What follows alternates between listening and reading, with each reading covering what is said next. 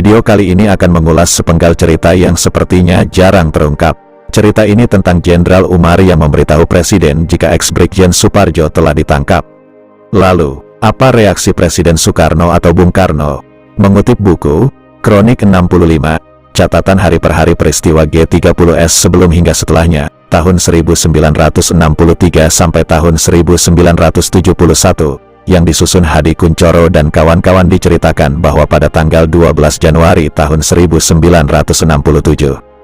Tepatnya pada jam 5:30 pagi hari waktu Indonesia bagian Barat, ex-Brigjen Soepardjo bersama calon anggota Komite Sentral Partai Komunis Indonesia, CCPKI, Anwar Sanusi berhasil ditangkap tanpa perlawanan dalam suatu penggerebekan oleh Satgas Operasi Kalong yang dikoordinasikan oleh semua unsur intel angkatan bersenjata.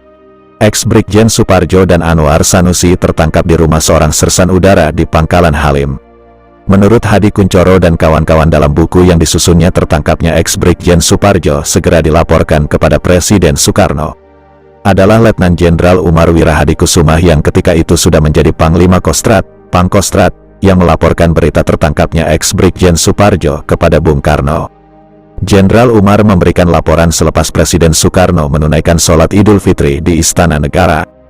Menurut Kuncoro, Hadi dan kawan-kawan dalam buku yang disusunnya tampak terkejut atas penangkapan Soepardjo ini. Kuncoro, Hadi dan kawan-kawan dalam buku yang disusunnya pada tanggal 16 Januari tahun 1967. Harian Kompas memberitakan pernyataan Panglima Komando Wilayah Udara 5 Komodor Udara Saleh Basarah bahwa bukan Angkatan Udara Republik Indonesia, AURI, yang memberi perlindungan pada Soepardjo dan Anwar Sanusi, tetapi oknum perorangan. Karena itu Saleh meminta perhatian masyarakat bahwa kesalahan itu milik perorangan, bukan AURI.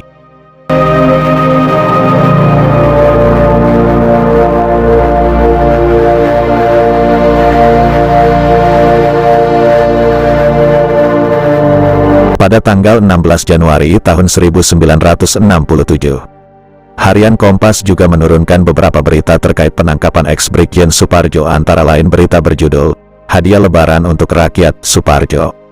Anwar Sanusi berhasil dibekuk dan kabut Halim akan semakin tersingkap.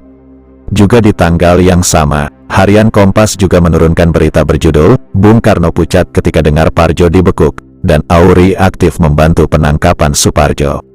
Harian Kompas dalam beritanya yang dimuat pada tanggal 17 Januari tahun 1967 juga memberitakan tentang keberhasilan Operasi Kalong.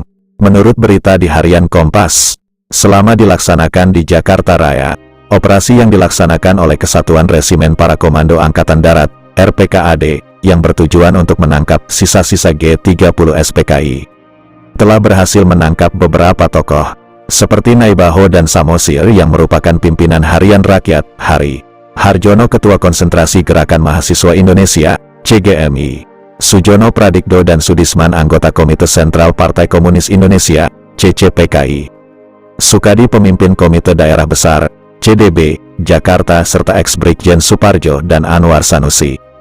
Kemudian menurut Kuncoro, Hadi dan kawan-kawan dalam buku yang disusunnya, pada tanggal 19 Januari tahun 1967, dilakukan pemeriksaan terhadap ex-Brigjen Soepardjo.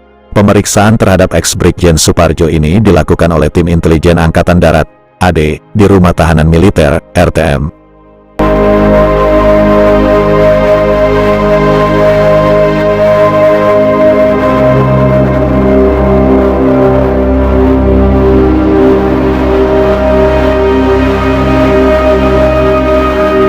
Kuncoro, Hadi dan kawan-kawan dalam buku yang disusunnya, akhirnya Soepardjo diseret ke muka Mahkamah Militer Luar Biasa.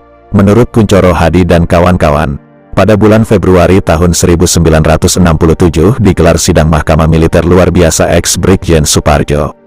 Dalam sidang ini Sujono Pradikdo alias Sastro Prawiro diajukan sebagai salah seorang saksi. Dalam kesaksiannya Sujono mengungkapkan bahwa gerakan 30 September memang dicetuskan oleh PKI. Sujono menarik kesimpulan seperti itu berdasarkan kata-kata yang pernah didengar dari Syam Kamaruzaman sebelum G30S, bahwa akan ada gerakan dari perwira-perwira yang berpikiran maju melawan Angkatan Darat, dan juga kata-kata yang pernah didengarnya dari Jaswadi sebelum G30S, bahwa DN Aidit pernah menyatakan daripada didahului lebih baik mendahului. Hal inilah yang makin memperkuat kesimpulannya. Dalam kesaksiannya Sujono juga telah membongkar identitas Syam dan Pono. Sujono sebagai anggota Biro Khusus ini mengetahui bahwa Syam menjabat sebagai Ketua Biro Khusus. Sedang wakil ketuanya adalah Pono yang sebenarnya bernama Walujo.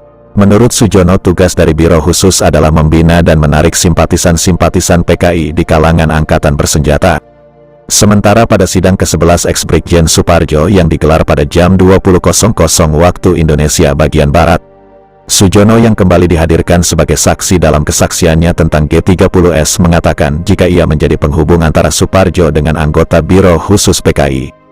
Kemudian pada sidang ke-13 Mahkamah Militer Luar Biasa ex-Brigjen Suparjo, Auditor Letkol CKH Subari setelah mempertimbangkan fakta-fakta persidangan serta hal-hal yang memberatkan dan meringankan terdakwa menyatakan bahwa ex-Brigjen Suparjo menjadi tokoh utama G30S dan mencoba melakukan penggulingan kekuasaan.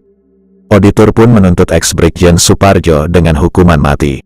Kemudian pada sidang ke-15 yang digelar pada petang hari, Auditor penuntut Subari tetap pada pendiriannya dengan tuntutan hukuman mati bagi ex-Brigjen Suparjo.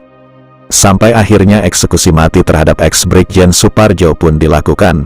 Menurut Kuncoro Hadi dan kawan-kawan, ex-Brigjen Suparjo dieksekusi mati pada tanggal 18 Maret tahun 1967. Mantan Jenderal Bintang 1 ini dieksekusi mati di Cimahi, Jawa Barat, ketika eksekusi Suparjo berpakaian serba putih karena permintaannya untuk memakai pakaian seragam militer ditolak. Sidang vonisnya sendiri terjadi 9 hari sebelumnya.